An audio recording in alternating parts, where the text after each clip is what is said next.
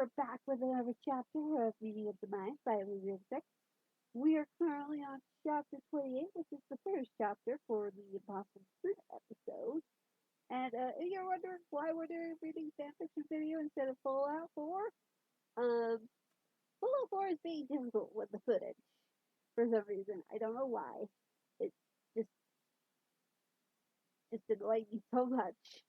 So instead of there not being any videos this week, I'm doing the reading fanfiction videos because gotta catch up because there's so much. There's like over 200 chapters for Expect the Unexpected, and there's God knows how many chapters for this. So I mean, this one currently has 45 chapters, and we're currently halfway through this one. But there's like other stories as well because we're doing the entirety of the Heart of Flame chapter first. But yeah, so if you want to follow along, chapter links for both archive and fanfiction.net are in the description below for you to pick and choose. There's not really any difference except archive has like a picture with Angel and in like one per episode. So there's like three chapters for an episode. Speaking of episodes, as I mentioned, this is the Impossible Planet episode. Little sneak peek, kind of. But this episode and the next episode are gonna be why I love Angel so much. Because Angel's not the first time lady LizzeXX has done. The first one was the professor, I think it was the professor, and then we got Evie, the second one, and there's two others I think as well. But Angel, I love her so much because of these two episodes. I won't say what's gonna happen. We're gonna find out. I mean, you could read ahead if you want to. I can't stop you. Like I said, link in the description below. Do follow along.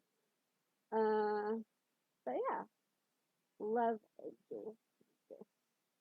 Like this, she's my favorite. Plus, she was also the first one I read about. So Evie's okay, but the professor I feel like doesn't really make an impact with these things. Anyway, let's just get right into this, shall we? With chapter 28, The Impossible Planet. Welcome to Hell. The TARDIS groaned and wheezed as she landed, almost finding a difficult thing to do. The Doctor, Angel, Rose stepped past the doors and looked up at it. What in the world with her? She saw, the Doctor began, wheezy. Indigestion?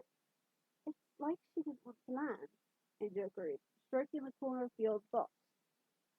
She really doesn't want us to be here. She tilted her head, eyeing the box. What's wrong, girl? Why don't you want us here? She asked the box, as though it could actually respond. Well, the Doctor supposed, it all could. TARDISes were alive. They had a matrix, a psychic connection to its pilots, and Angel had always been more intuitive when it came to the old box. She always knew what was wrong with the TARDIS, where to go to fix it if the box was damaged.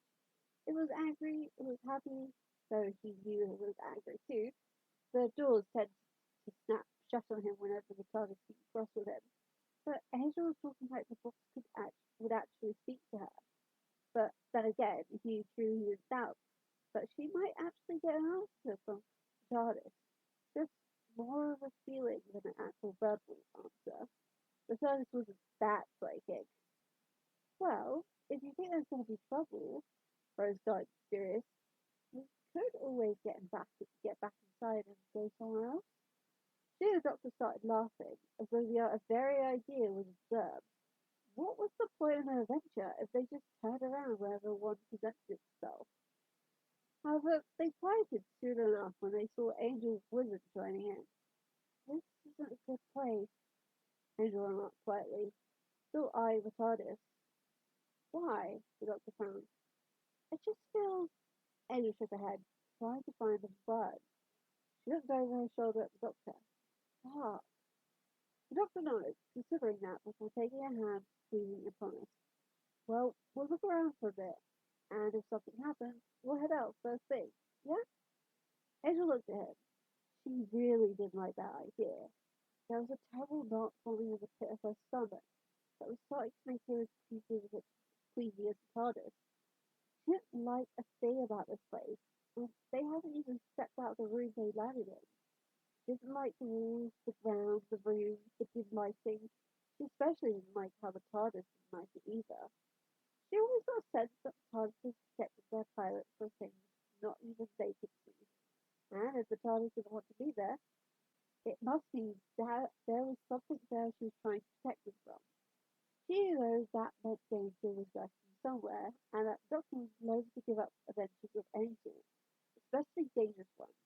He just loved being a hero, helping others out of danger, and she loved that about him. He cared so much for others. And Rose was nodding as well, so it was two against one. The Doctor looked around. I see. He found it inside a cupboard. Here we go.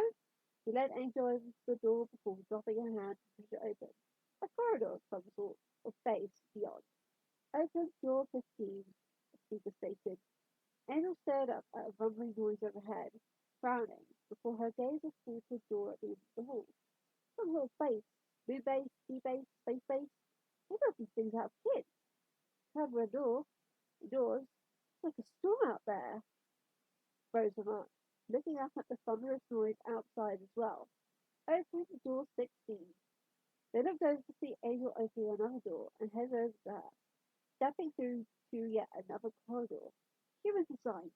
The thing about Kit, the doctor continued, the place was put together like a flat pack wardrobe, and bigger and easier. Open door 17. They stepped through one more door and into a canteen. Oh, it's a statuary base. The doctor moved into the middle of the room and Rose shut the door behind them. Close door 17. These base exploration. We've gone way out. And what's that? Underneath. He pointed down at the ground where a faint hum resounded. Someone's drilling. Welcome to hell, Rose said, looking at the wall behind the doctor.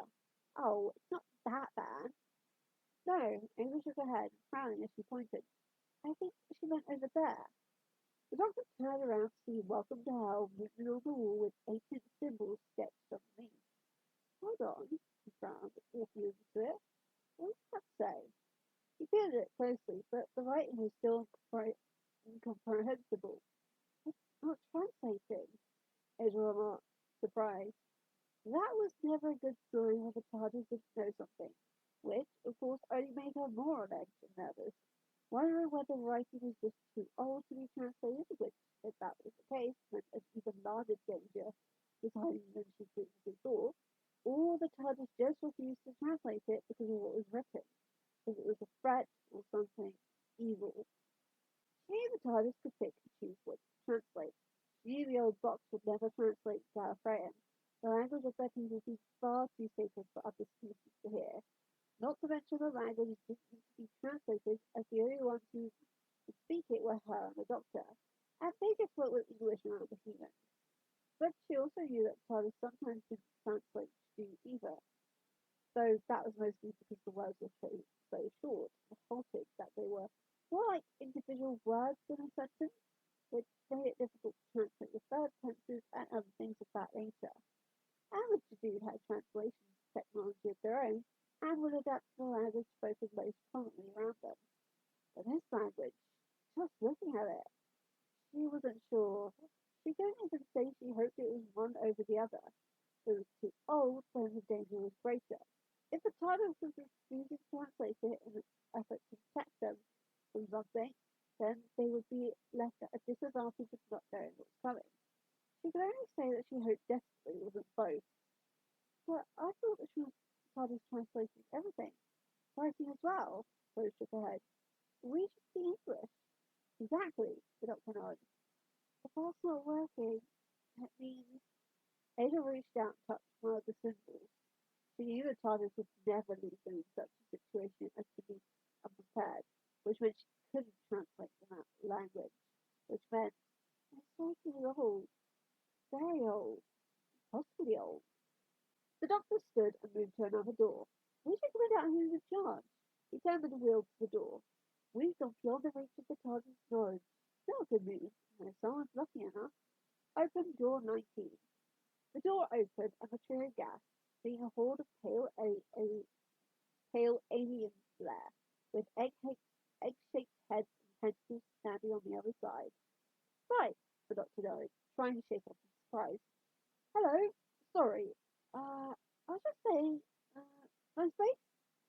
We must speed, the alien said in chorus. You're gonna what? We must speed. Yeah, Rose backed away. I think they mean us. They quickly stepped back as the alien advanced. We must speed. They turned and ran to the door they'd come through, but it opened and more aliens came through. We must speed. We must speed. We must speed. And then another door opened, and more aliens entered, tapping them. We must speed. We must speed. We must speed. The doctor pulled out his sonic and aimed it at the aliens fairly, tugging Angel behind to protect her as Rose picked up a chair to arm herself with. Angel frowned, eyeing the aliens curiously from around the doctor's arm. Something about them. It wasn't quite right. We must speed. We must speed. We must speed. We must speed. We must speed. We must speed. We must speed. Get back, the doctor glared at the aliens, feeling the flare of protectiveness surge through him at the thought his mate might be in danger. Doctor, Angel cut in, stepping to his side. They mean no harm. She frowned, casting another glance at the aliens. At least for now. We must speed, one of the aliens said, shaking a white orb that was growing in his hand. You, if you are hungry. The doctor blinked. Sorry? We apologize. Electromagnetics have interfered with our speech systems. The doctor nodded before turning to Angel, speaking quietly. You said for now. Do you think there'll be trouble later? I think we should keep an eye on them, was all she said, neither confirming nor retracting her statement. Would you like some refreshment? The alien asked as Rose put down her chair. The doctor trailed. Open door 18. Another door opened and an older man came through, two others holding guns on either side of him. He stopped suddenly, spotting the three of them. What the hell? How did... He strode towards them, stunned, before holding up a wrist indicator. Captain, you're not going to believe this. We got people. Out of nowhere. I mean, real people. I mean, three living people. Just standing here, right in front of me. The three glanced at each other, a bit confused as to why he was making such a big deal about it. Don't be stupid. That's impossible. Another man replied through the com. I suggest telling them that. But you're sort of space-based. You must have visitors down there. Rose shook her head. It can't be that impossible. You're telling me you don't know where you are? No idea, the doctor beamed. Not fun that way. Adol shifted at that, though. It wasn't always true, not knowing something. Well, with the doctor's adventures, it seemed to be. He loved learning new things as he went. But in other contexts, like her feelings, it was another story. It could be quite frustrating to get one and not know what it really meant. Having a vague sense of something, but not a complete idea, could get rather irritating after a while. And sometimes it left her feeling guilty when someone else got hurt. And she knew, if she had understood her feelings, that it never would have happened. Like with Magpie. She had known something was wrong. Off about him, about his face, about his telly. If she had just understood what she was feeling, she never would have taken Rose to the shop. The wire never would have attacked and stolen her face. She would, she would have been able to go with the doctor to face the man and alien. Maybe she would have even been able to save the man. He was just an unfortunate victim of an alien attack. Magpie was quite unlike the editor of Satellite 5, as the editor had willingly helped the alien half the human, almost gleefully, whereas Magpie had been forced and tormented into doing Hawaii's bidding. No one deserved a fate like that, and she would have given anything to have been able to help the man. But she hadn't understood her feelings. She led Rose into danger, gotten her face stolen, terrified the doctor, and been unable to do anything to really help. And that killed her. The doctor didn't like endings. She didn't like death, especially ones that could be prevented. Stand by, everyone. The young woman came over the com.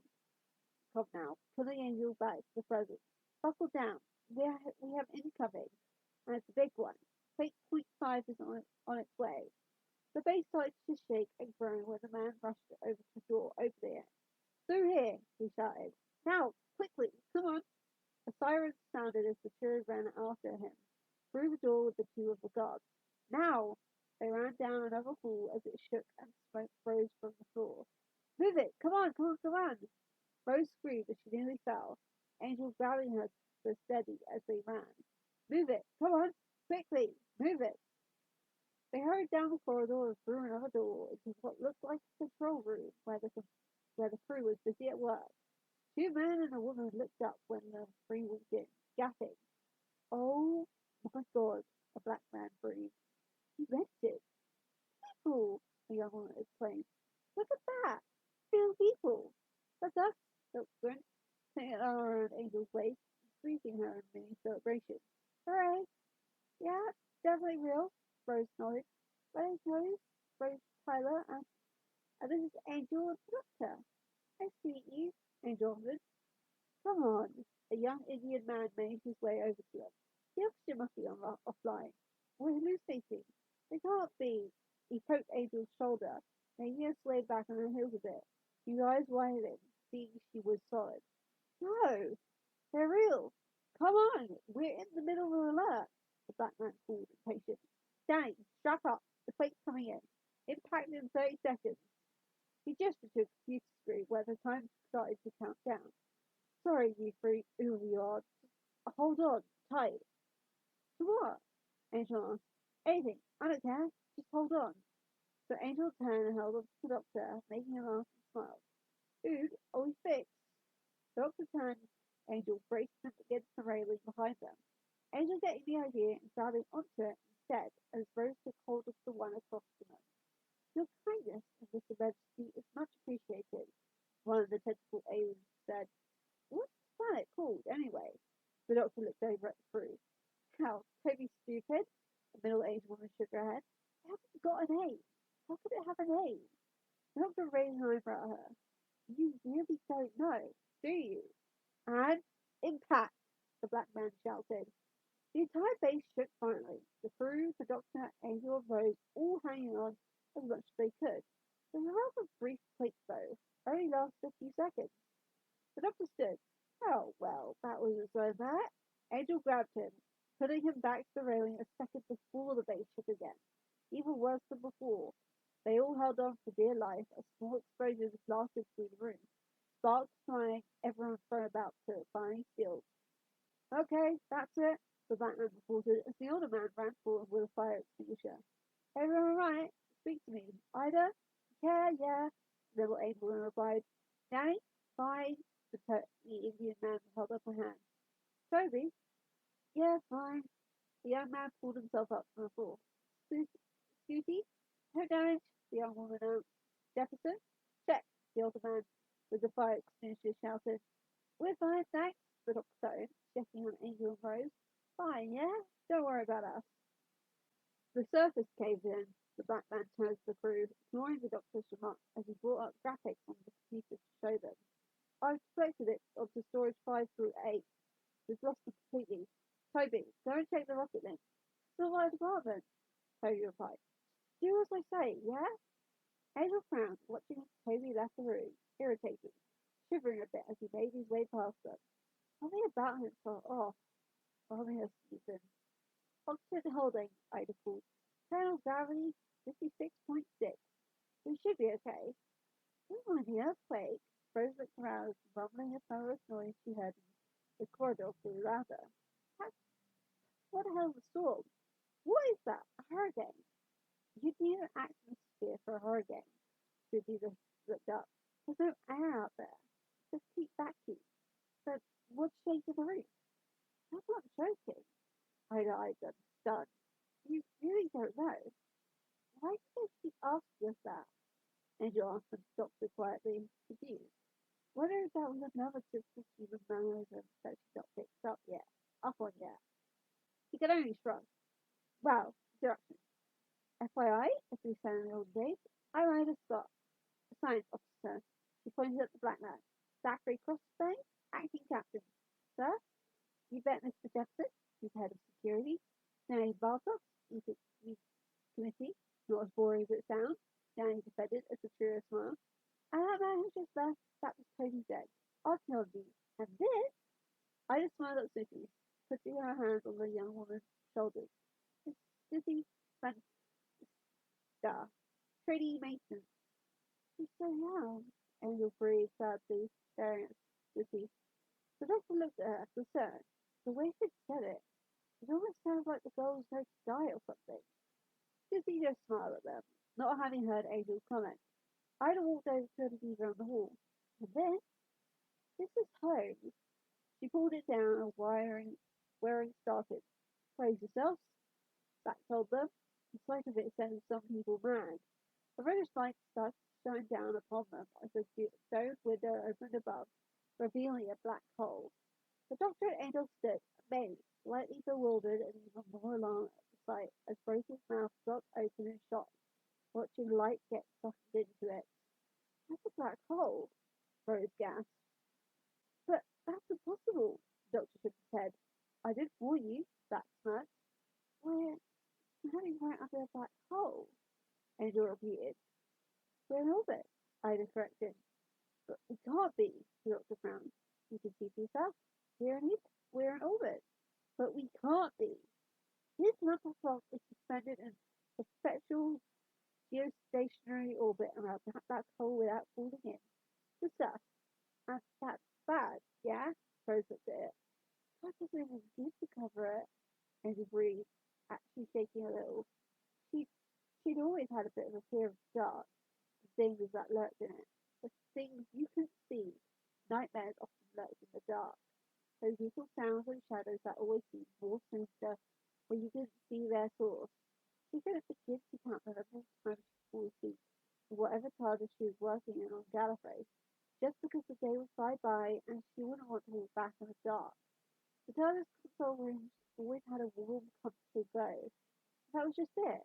She was mostly uneasy with the dark because there was just no light. Black holes. Well, she'd always felt uneasy learning about them. To her, they were just the epitome of the dark, black, all-encompassing, inescapable void of everything, warm and full of life and light. Black holes are dead dark. The doctor turned to Rose taking Angel's hand, feeling her tremors beside him, wanted to comfort her, and collapses in on itself, in and in and in, till the mass is so dense and tight it starts to pull everything else in too. Nothing in the universe can escape it. Light, gravity, time, everything just gets pulled inside and crushed. He moved his arm around Angel instead, knowing his words hadn't helped, but knowing it wouldn't be fair to Rose not to know the true magnitude of what was happening. He turned and pressed a kiss to the side of Angel's head, nuzzling his nose against her temples softly, before resting his forehead to her head, feeling her shake lessen, though she was still tense. So they can't be Albert, Rose reasoned. We should be pulled right in. He should be dead, Angel stayed quietly, still staring at the black hole. This whole thing, this whole planet, is driving her mad. It was like her feelings and sensations were heightened, like everything in her was telling her to get them away, all of them. But she didn't know why. She knew the humans wouldn't listen to her without proof. They seemed to be a scientific bunch. They wouldn't believe the word of a psychic, and they wouldn't usually leave just because she said they should. And Rose wouldn't leave without her fellow humans, and she wouldn't let the doctor leave without Rose.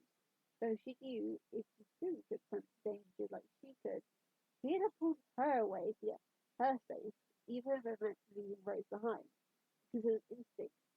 So, for now, she kept quiet, not wanting to frighten Rose, not wanting to alarm the doctor, not wanting the humans to scoff at her and later ignore her or the doctor.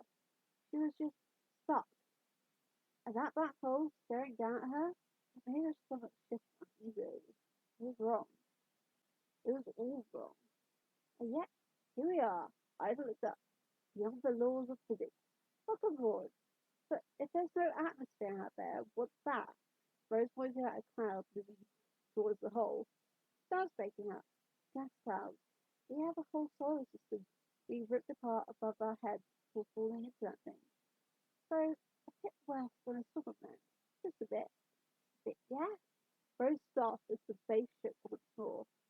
Toby stepped out into one of the corridors, a pile of scrolls tucked up under his arm. Toby, a deep voice whispered. He around, puzzled, not seeing anyone, when the lights flickered and went out, coming back on a moment later. Who's that? He called, looking around. Danny.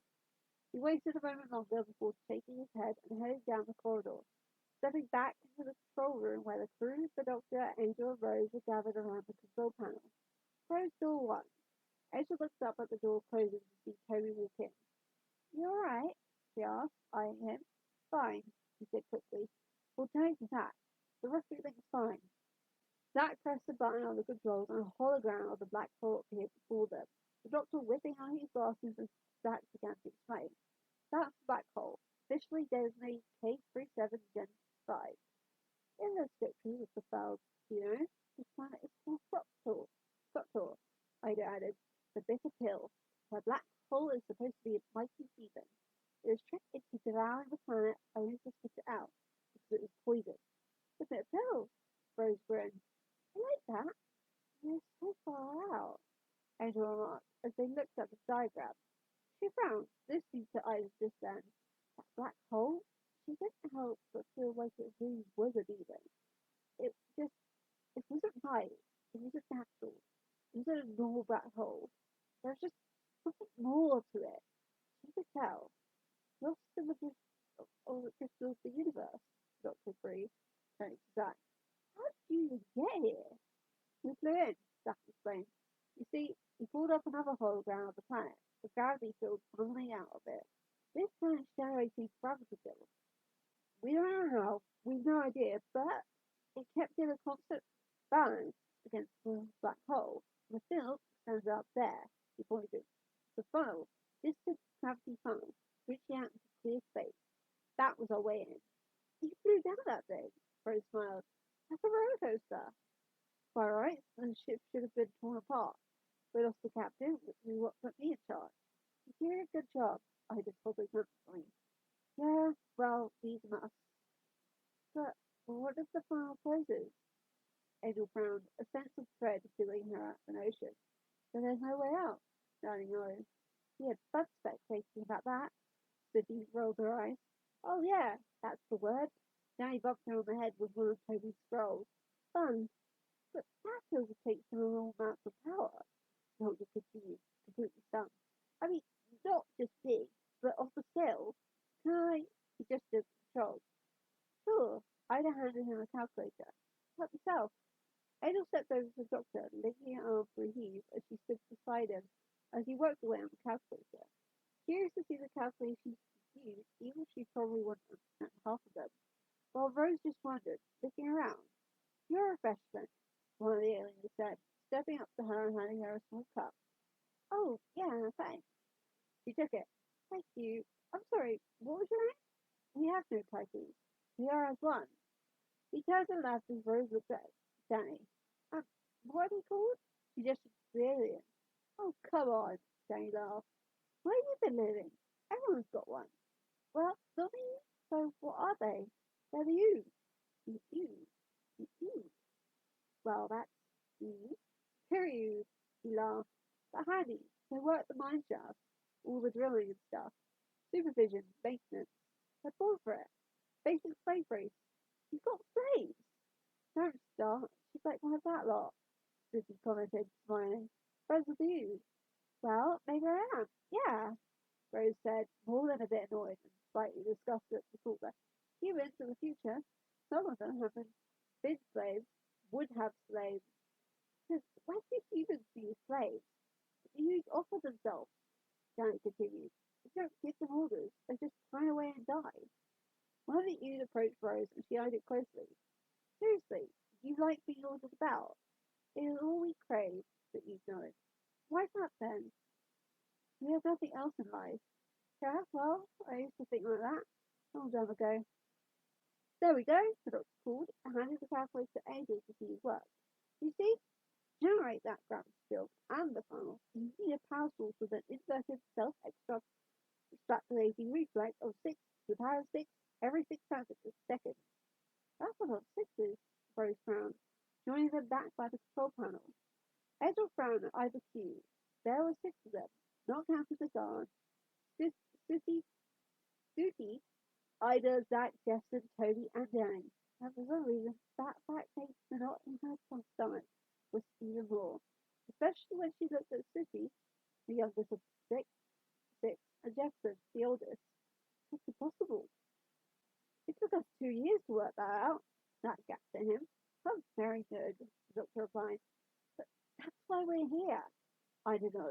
This house is 10 miles below the solid rock. Point zero. We're drilling down to try and find it. Giving off readings of over 90 stats on the Blazing scale, Zach agreed. We could revolutionize modern science. We could use it to fuel the empire. Jefferson nodded. Or start a war. The doctor pulled off his specs. I'd go with fuel the empire. Angel tried to smile, trying to ignore the pit in her stomach for now, but she just couldn't help but feel like something bad had either happened or was going to happen. Both.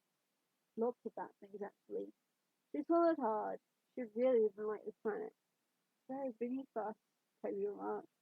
The darkness, waiting. What's your job? Rose chuckled at him, not seeing Angel's mouthy discomfort. Chief journalist, the doctor smirked. Well, whatever it is down there, it's not an actual phenomenon. This planet wants to keep his life. Eons ago, before the human race had even learned to walk. That stuff on the walls, the symbols, Angel eyed him. You did that? You know it. I copied it from fragments we found on Earth by the drilling, but I can't translate it. No, neither did Angel or I, the doctor muttered. Can I say something? How, for you? Angel remarked, managing a little smile. There was a form of civilization, Toby explained. They buried something. Now it's reaching out, calling us in. Doctor feeds at them. And you came? Well, how could we not? Ida countered. So when it comes right down to it, why did you come here? The doctor asked as Zack switched off the hologram. Why did you do that? Why? I'll tell you why. Because it was there. Brilliant. Zack, Angel looked at the man, cutting off the doctor slightly. That's me, he smiled. You might want to stand still. She smiled before nodding at the doctor. This one's going to help you. Is that alright? The doctor asked, drawing the stairs to the others. Oh, I suppose so, Zack said slowly. The doctor edged towards him. Here we go. Coming in. He threw his arms around Zack, hugging and heaving. Ah, human being, you are amazing. Ha! He pulled back and frozen Angel chuckled. Thank you. Not at all. But apart from that, you're completely mad. You should pack your bags and get back on that ship and fly for your life. You can talk, Ida laughed. And how the hell did you get here? Oh, I've got this doctor trailed off. Not quite sure what to say. It's after time it just sort of appears. Well, we can show you, Rose added. We parked down the corridor from, what's it called? Habitation area 3, Angel reported. 3, Rose nodded. 3. You read storage 6? Zack frowned. It was a bit of comfort, yeah, the doctor nodded cheerfully. Still something dawned on him. Storage 6. So you said, you said storage 5 to 8. Oh my god, Angel breathed, and without another word, took off out of the room with the doctor Rose following them. Realizing that storage 6 had been lost, destroyed in the quake, and with it, the TARDIS that they parked inside of it. And that's the end of chapter 27. Was it chapter 27 we were on? I think it was. Let me double check. Go back up. Yeah. Oh no, it's 28. Yeah. So that was chapter 28. I hope you enjoyed. A bit long-ish. Or I feel like it was a bit longer than the previous chapter. But yeah. Because apparently this is the author's episode. So I'm guessing it's gonna be a little longer than normal. The other one. So but yeah, I hope you enjoyed. If you did, leave a like on this video. No comments. I don't want any comments. I want you to go leave a review or a comment on Archive because that's what they're called. So go show the afternoon love. Go. But please do. Be sure to subscribe. Upload videos Friday and Saturdays. Even if it's not a game video, it's gonna be the reading fanfiction video. So you might get another chapters next week. Who knows? But yeah, I'll see you guys hopefully next week with a new video.